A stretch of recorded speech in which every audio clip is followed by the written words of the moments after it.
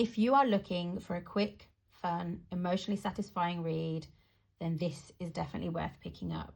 Late Match comes in at under 300 pages, so yes, it's short, but it will have you completely hooked. It's a lovely, easy, heartwarming second chance romance. It's full of forced proximity, grumpy sunshine, first love, found family, he falls first, as well as meddling exes and the classic everyone can see it energy. So Mackenzie, a single mom, unexpectedly runs into her first love, an ex-fiancé, Evan, at their son's swim academy, 15 years after their breakup. So they did meet in medical school, fell deeply in love, made all of the plans for a life together, but then their residency match process pulled them in different directions, and therefore their relationship ended, and they've had no contact since.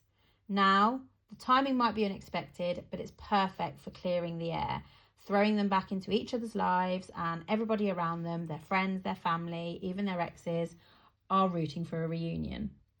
So what follows is a week vacation, some very determined exes, shout out to Grace and David, and a spark that refuses to stay buried. I found Mackenzie very relatable, not just as a single mom whose world revolved completely around her son, but in her self-doubts and feelings of unworthiness. But I did find her hot and cold behaviour a little bit frustrating. One minute she is resisting a future with Evan out of concern for her son, which is understandable. But the next, she's all over him, and it just seemed like this rinse and repeat until he finally took a stand. It did, however, add to the tension and made their, eventual progress much more satisfying. So the co-parenting aspect was such a refreshing read. As somebody with a very different personal experience, it was so heartening to see how well it can work. Grace and David had never met before, but they were such a fun duo as they teamed up to push the two of them back together. They may have understood why their own relationships hadn't worked out, but they cared enough to support their exes, which was really uplifting.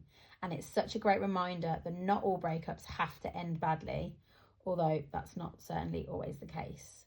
Having older MCs did bring this welcome layer of, realism and maturity to the story, but still kept romantic tension and emotional pull. Brooks did such a great job weaving the backstory into the present day narrative, and it all flowed seamlessly. This is told in dual first person point of view, and you do get the odd chapter from Grace and David's perspective, and the story felt intimate and well rounded.